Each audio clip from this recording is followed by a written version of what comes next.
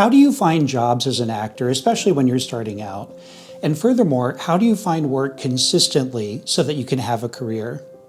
I'm going to recommend that you grab yourself a hot drink as well as something to take notes with, because we are going to get into it. Hi, my name is Jeff Kaplan. I'm an acting teacher here in the New York City area. I have a PhD in theater as well as a Master's of Fine Arts in Dance. I taught at colleges and universities over a span of 17 years and have been performing well before then. I've been doing this a long time. What I want to do is distill all of that experience down into a philosophy, into a method.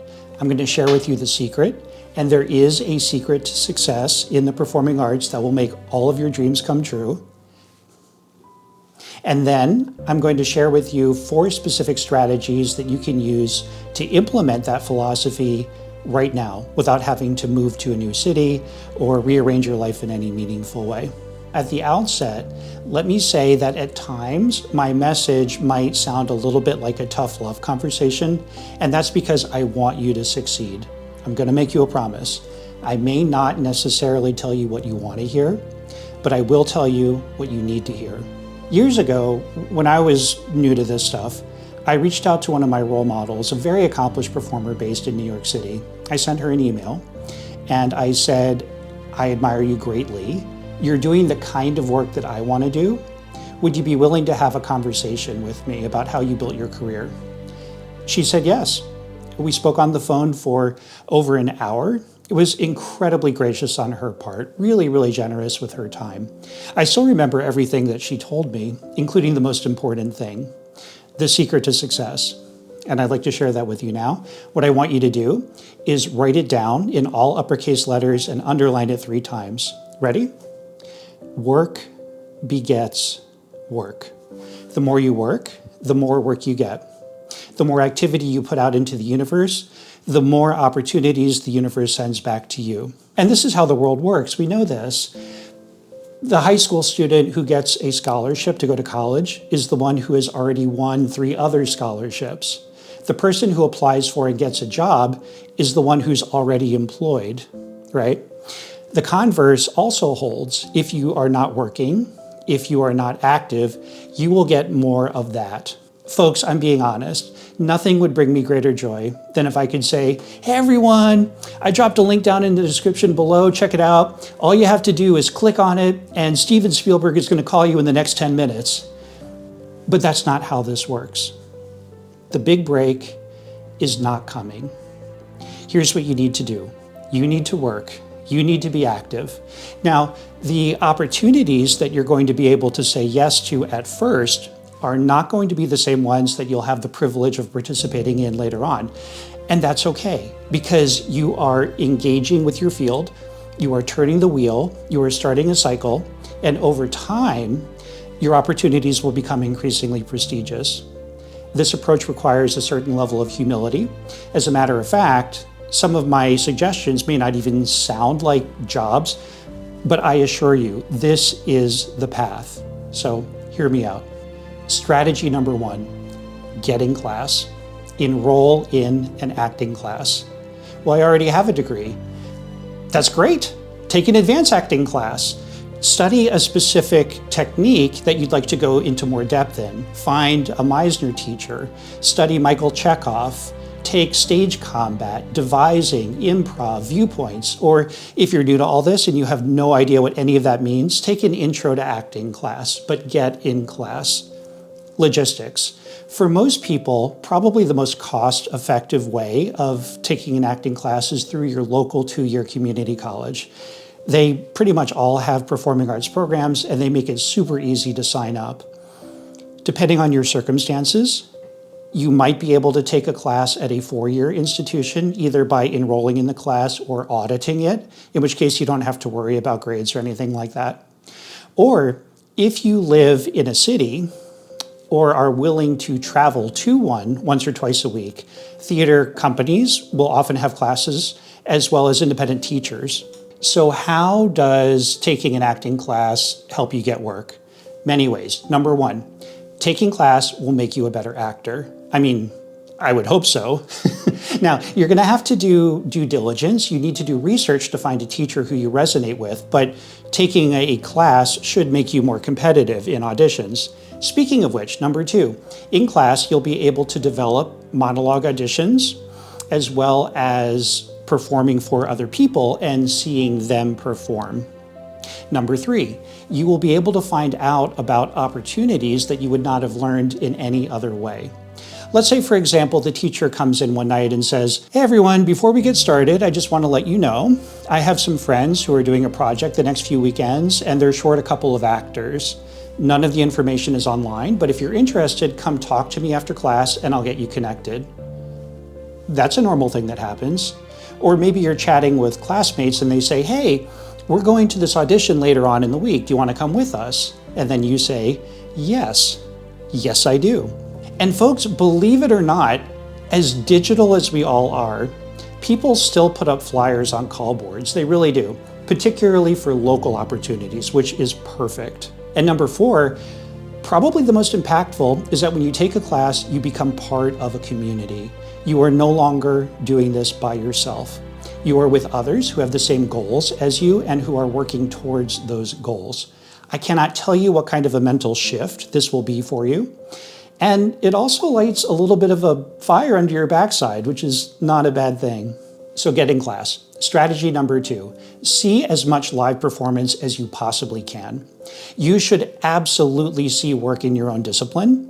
For example, if you want to do musical theater, you should go see musicals. That makes sense, right? But I would argue that everybody should see everything. Go to live theater, go to opera, go to dance concerts, read novels, go to art galleries, go see music, but different kinds of music that you normally expose yourself to. The more you develop as a person, the more you will have to contribute to your art. Logistics, you find out about events the same way you would any kind of event. In terms of cost, which is an issue for all of us probably to some degree, use your creativity. You're a creative person. There might be student rush tickets available. In some cases, you can volunteer to be an usher and see shows for free. Or check this one out. What would happen if you found a theater or a venue that you wanted to see work at, and you call the administrative office on the phone and say, "Hi, I'm a new actor. I'm interested in seeing work, but cost is an issue. How would you feel about me coming in once a week to help with telephone fundraising calls in return for free or reduced tickets?" How's that for a power move? No promises, but if I was an arts administrator and I got a call like that, I would fall off my chair. Okay, so how does going to performances help you get work? Number 1, you're staying current with your field. If you were a marketing professional and you said to your boss, "Hey, there's this marketing conference coming up I'd like to go to as professional development," that would make sense to them and they would pay for you to go. As performing artists, we kind of need to do that for ourselves, but you need to stay current. You need to know who the big names are. You need to know what are the current productions, what are the current styles. You need to engage with your field. Number 2, do your shopping. This is language that somebody who was very close to me used to tell her students when they go to see shows, do your shopping. And what she meant by that is not copy, don't steal, but be inspired. For instance, maybe you go to a show and you say, "Whoa, that one's timing is exquisite. How do I get my timing to be like hers?" Or, "Whew, his physicality is incredible. I wonder how he trains." If you were a rising tennis player and you had the opportunity to go see the US Open live, what would that do to your game? Okay, so same thing.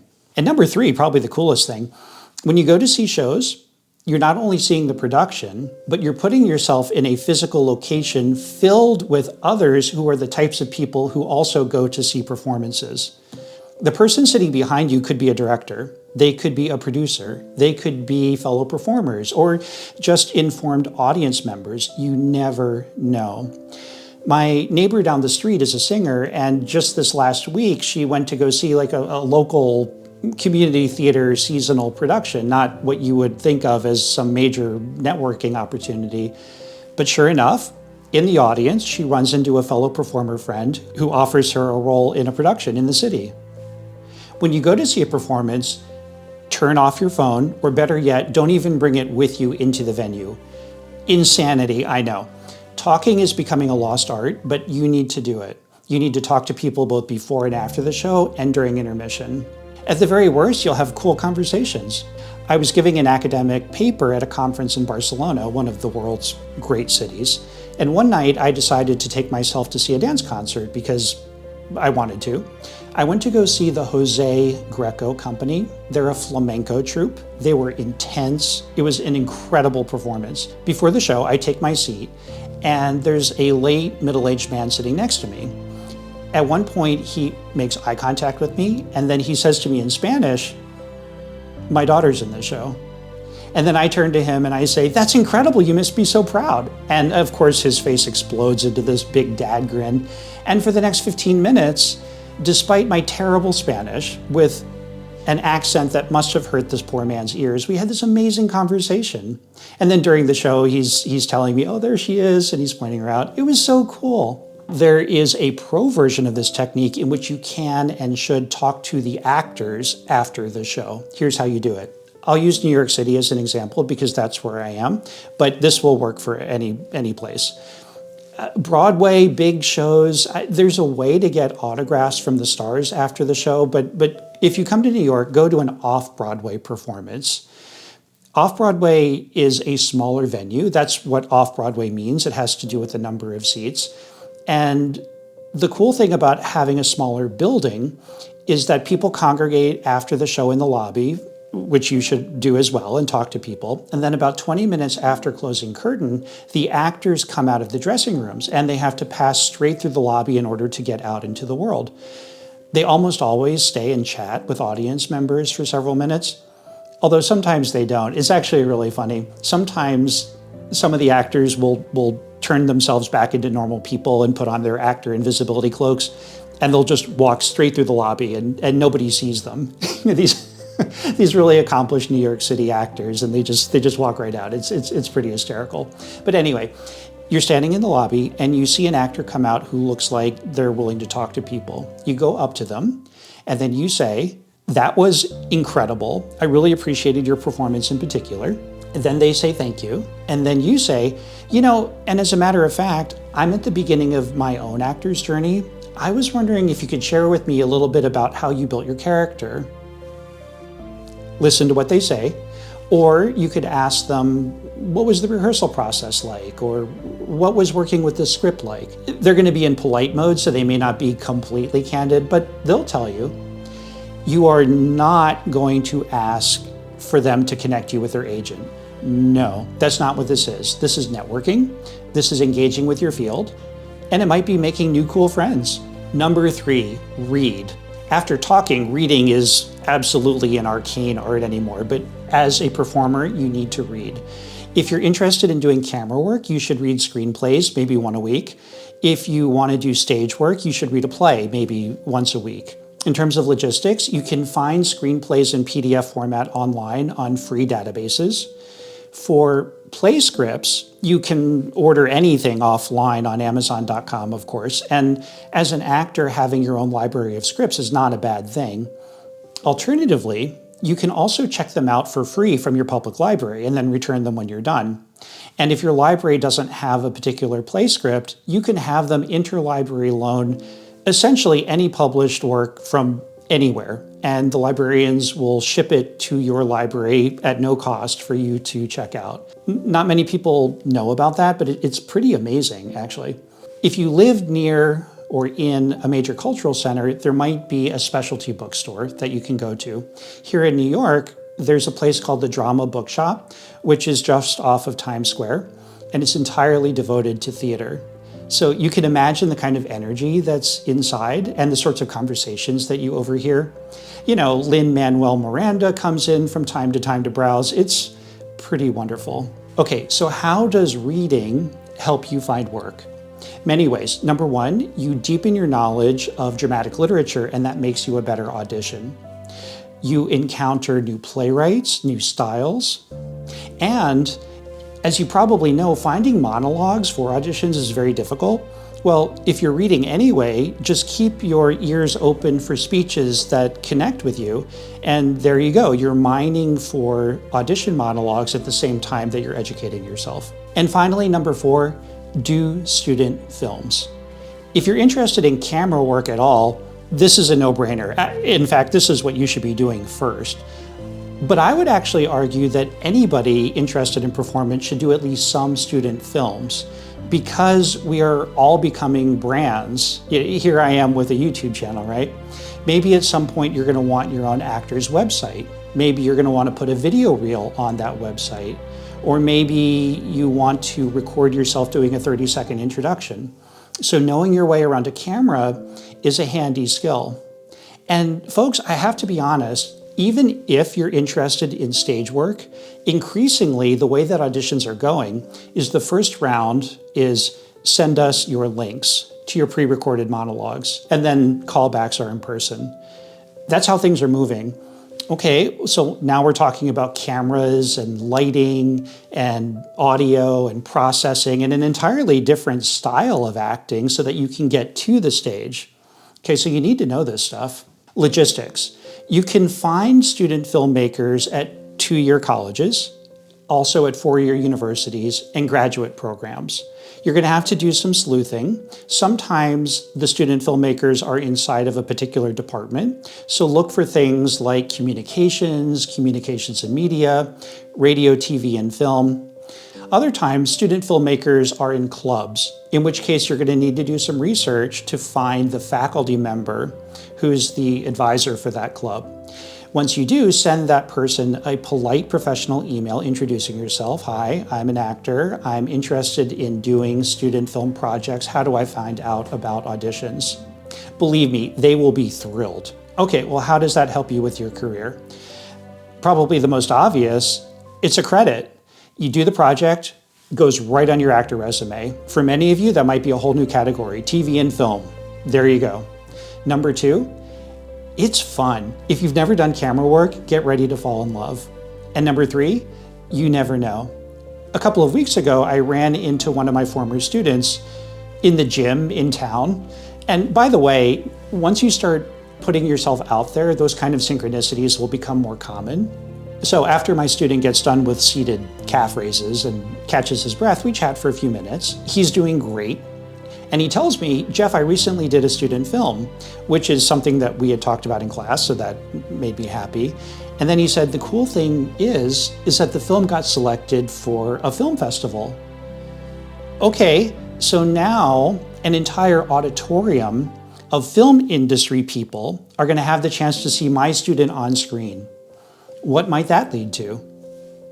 You never know. Okay, that's a lot of information. At this point, I'm going to have you do an accountability exercise. What I want you to do is go to the comment section below and write down at least one opportunity that you can say yes to right now without having to move, without having to rearrange your life.